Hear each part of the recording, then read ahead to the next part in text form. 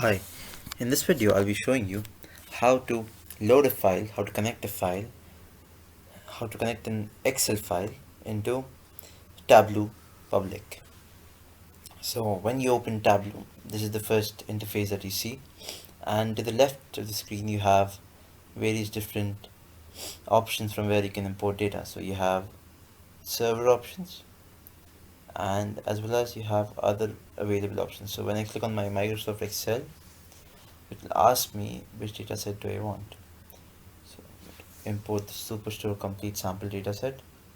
And now, unlike in Power BI, there's no load and transform button.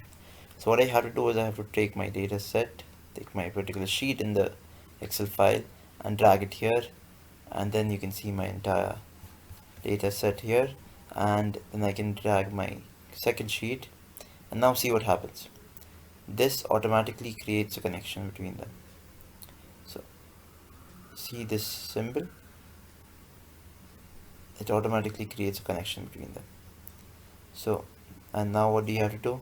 Nothing. Once you've loaded the data, if you want you can make some changes if you need that, but now you see that customer ID has come here twice. Now you don't need that twice. So what do? You click on the, select the entire column, right click and hide. So now you don't have that particular column, you have customer ID once, you have customer name once, and your other columns are the same as they were. Now you go to sheet 1, and this is where you start creating visualizations.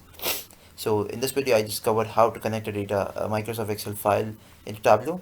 In the next videos I'll cover more visualizations within Tableau. Thank you. I hope you learned something new.